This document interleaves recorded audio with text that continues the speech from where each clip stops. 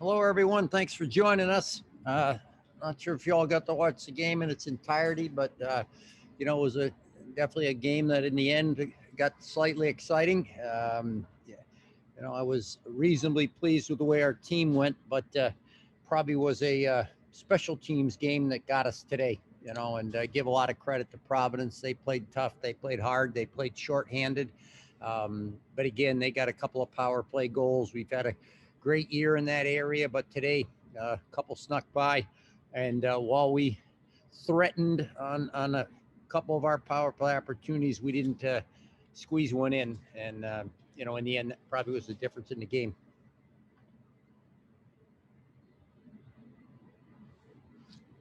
Hi, Coach. Julia Shaughnessy had a great game today, and she seems to be taking on more responsibility throughout the season. So, can you just talk about her progression as the season comes to a close in her first year? Yeah, she's somebody who's an interesting matchup because she's so big, so rangy, has really good hands, obviously a big shot, and what she needed to do in this shortened season, only 12 hockey games, is realize that she has to force herself to move her feet. And it was fun to watch her grow again in the shortened season. But I look at the last probably 3 to 5 games where she gave herself an opportunity to influence the game.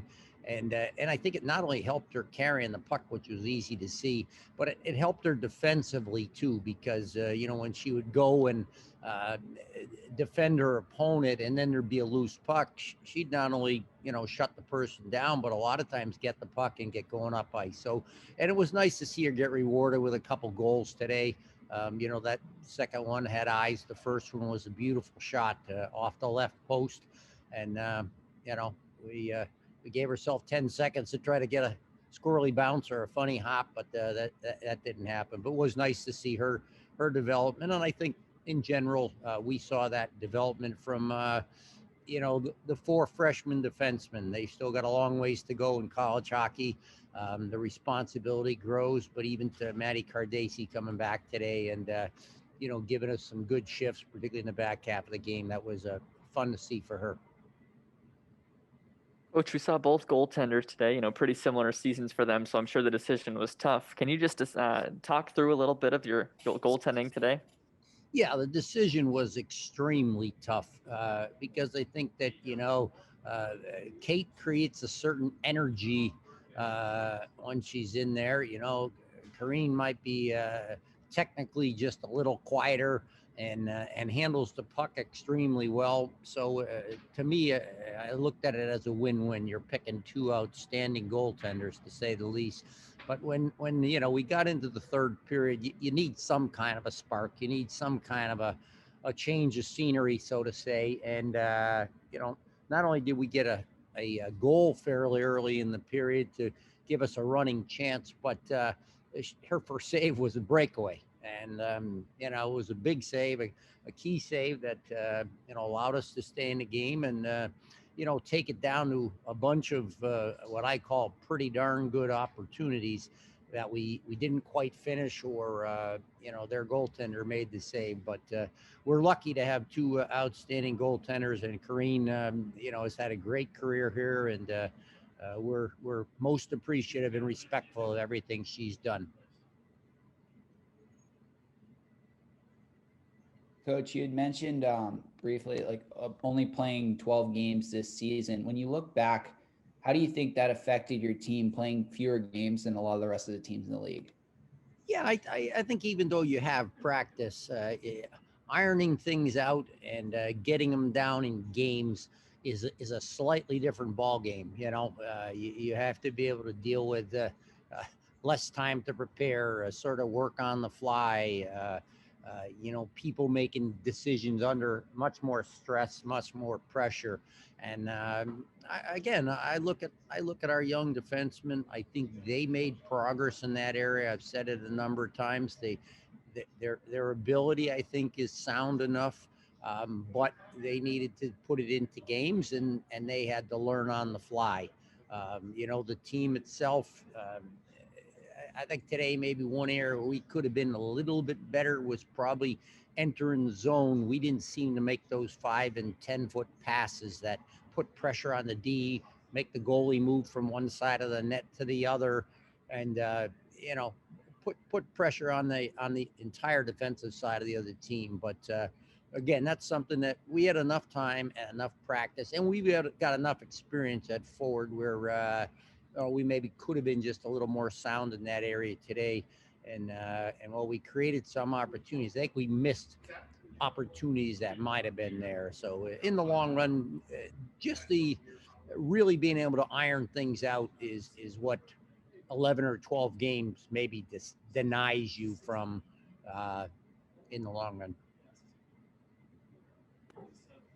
Coach, can you take us through what you saw from your perspective on that goal review that went against you guys in the second period?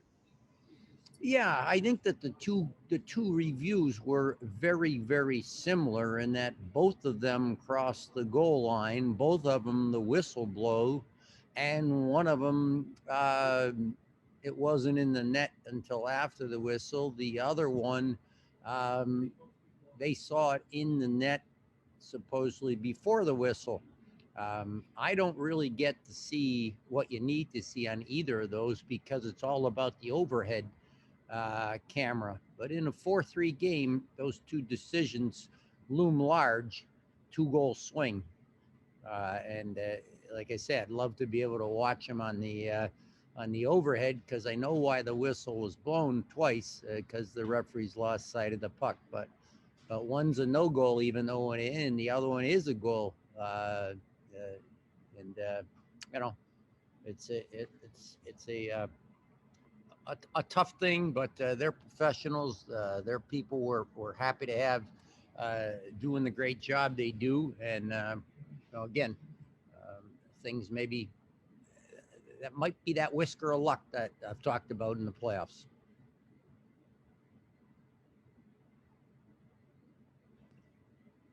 And Coach, in the coming days or weeks, what are the main maybe positive takeaways you hope your group will collect from this season? You faced a lot of adversity, so what good comes out of this crazy year? Yeah, the good that I find is that people were forced to grow in a way that we never quite planned or never saw coming.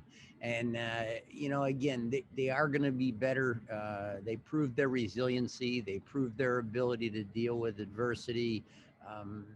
They worked hard to stay together, as a group, even though it was unbelievably hard to be together, physically be together, and so those are some of the things that I'll take away. And again, I've got to look to the future, say, okay, a bunch of people did get some opportunities, did get a chance to get acclimated to college hockey in a small sample size. But, those are things I saw. And the last thing is, let's make sure we recognize our 5 seniors who had wonderful careers here.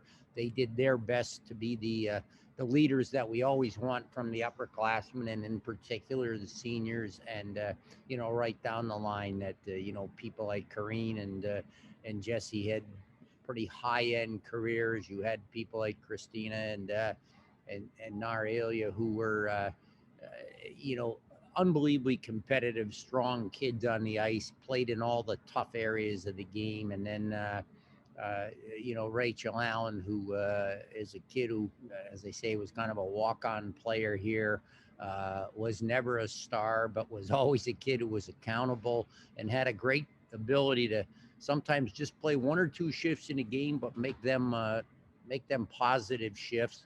And she also had to deal again with the adversity of the injury with her knee that took her out for quite a while. And so credit to those 5 for being just great ambassadors for Boston University.